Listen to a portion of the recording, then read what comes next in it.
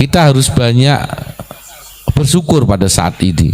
Kita dilahirkan di Nusantara, kita mempunyai guru yang sanad ilmunya semua berasal dari ulama-ulama Nusantara.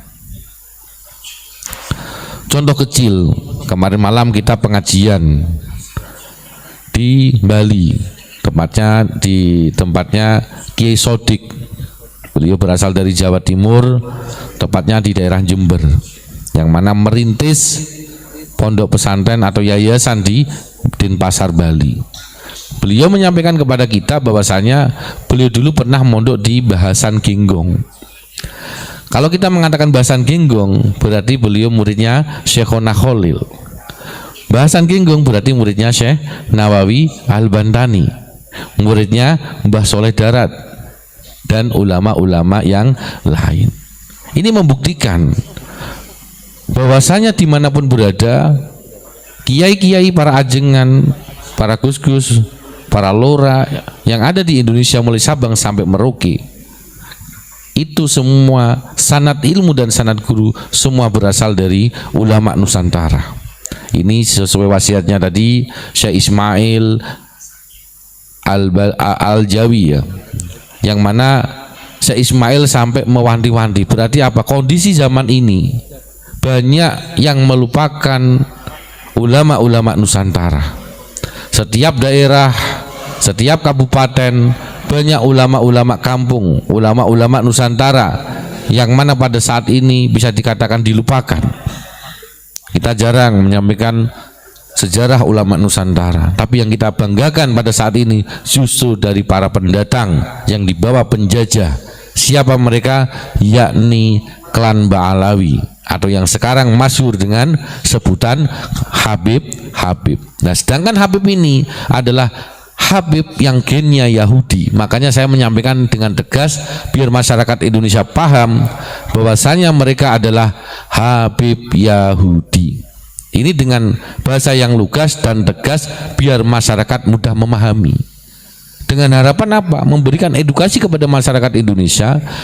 Mereka sebenarnya yang mempunyai gen Yahudi ini yang dibawa oleh para Belanda untuk menenggelamkan ulama Nusantara lewat penjajahannya agama. Tadi disampaikan, termasuk dibaca ya, pas waktu baca komen Mas Kendro Banser, bahwasanya termasuk pahlawan kita ya, itu adalah Habib Rizik, akan datang pahlawan kita. Ini sangat konyol sekali, dan itu narasi yang disampaikan oleh golongan mereka. Karena apa? Termasuk kemarin saya bahas, Habib Syekh menyampaikan bahwasanya Rizik guru NU, Taufik guru NU. Ini adalah penyesatan yang sangat bahaya sekali untuk masyarakat Indonesia. Kapan Taufik masuk NU? Kapan Rizik masuk NU? Justru mereka ingin menenggelamkan NU dan menghancurkan NU. Terbukti apa? Mereka jamaahnya yang direkrut adalah warga Nahdien, atau warga Nahdlatul Ulama. Mereka menggeser, menghilangkan amaliyah NU, termasuk ada dibaan, ada berjanjen, diganti dengan apa golongan mereka? Ada Simtud Duror, ada Rotibul Atos, Rotibul Haddad, dan lain sebagainya. Ini sudah hancurkan NU. Karena apa? Lewat amaliyahnya dulu. Kemudian yang kedua, mereka selalu menyerang pengurus PBNU. Apakah ini yang menjadi guru NU? Jelas salah. Ini tidak masuk akal sama sekali. Kemudian yang ketiga, mereka punya atau mendirikan yang namanya FPI. Ini tujuannya untuk menandingi Banser. Ini jelas sekali bahwasanya golongan Habib Yahudi ini ingin menghilangkan NU dan menghancurkan NU. Kemudian karena NU begitu kuatnya, Banser begitu militannya. Karena apa?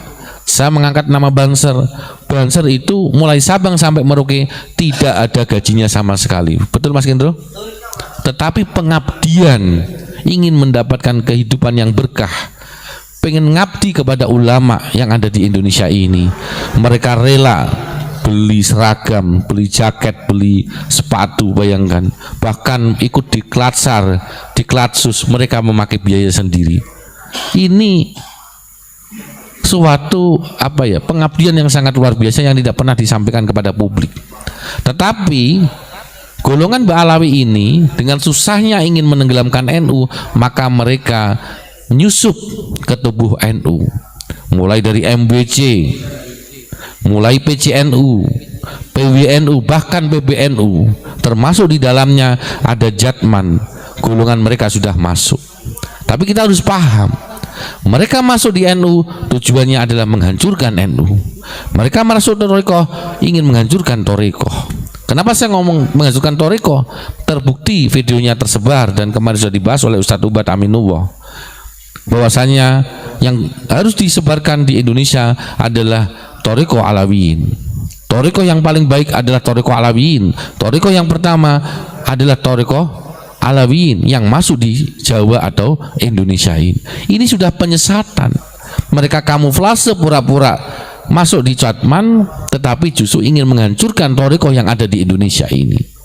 Tapi kita bersyukur pada saat ini ada Abuya Mamang Gufron Al-Bantani yang mendapatkan amanah dari Abuya Mama Hasan Armin Al-Bantani untuk menyelamatkan bangsa Indonesia, Asia dan seluruh dunia. Dan bahkan Thorikoh jalur daripada Syekh Abuya Hasan Armin Al-Bantani masih dikatakan murni, belum dikotak-katik. Inilah pentingnya kalau kita mencari sanad ilmu, sanad guru, ini yang mana sambung sampai kepada baginda Rasulullah SAW. Oh, novel Al-Idrus itu ya. Nah, itu sukanya gedabrus itu. Nah, saya nggak takut karena apa? Dia di Solo, yang namanya novel Al-Idrus itu numpang di Solo. Dia itu bukan warga asli Solo atau Indonesia Jawa, bukan. Dia yang selalu diagung-agungkan adalah Tarim Yaman. Padahal dia nggak sadar dia itu numpang di Solo, numpang di tanah keraton Solo. Kita harus sadar. Dengan enaknya dia mengatakan tanpa ada Habib Indonesia kiamat. Justru kalau tidak ada Habib, Indonesia itu aman. Sekarang banyak bencana itu gara-gara penyesatan Habib-Habib Yahudi ini. Kenapa saya ngomong seperti itu? Karena Habib-Habib Yahudi ini secara tidak langsung sudah mendoktrin masyarakat Indonesia untuk melupakan leluhur. Contoh, tadi saya sebut nama Rizik. Rizik pernah dalam pidatonya itu sampurasun menghina diganti campur racun. Kira-kira warga Sunda atau masyarakat Jawa Barat yang leluhurnya menyampaikan dengan sampurasun diganti sama Rizik campur racun, kira-kira marah enggak? Saya sebagai warga Jawa Tengah jelas tidak terima, karena ini adalah budaya Nusantara terkhusus di Jawa Barat. Apakah itu yang dikatakan wali? Wali setan? Iya, betul ya. Nah, inilah penyesatan yang sangat membahayakan untuk masyarakat Indonesia. Kiai-kiai sekarang harus bangga, harus bersyukur bahwasanya kita terahnya Nusantara. Ketika nanti ada doktrin, wah nanti kualat, tidak ada kualat kepada alun nar, karena yang jelas mereka bukan alul bait tapi alun nar.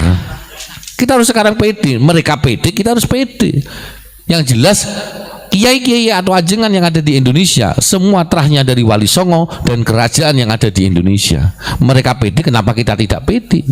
Kita pedenya bukan untuk sombong, tapi menjaga marwah ulama-ulama Nusantara, menjaga marwah daripada raja-raja Nusantara. Karena yang berjuang di Nusantara semua adalah terahnya Nusantara, bukan ada klan Ba'alawi Yahudi, karena mereka dibawa oleh penjajah Belanda.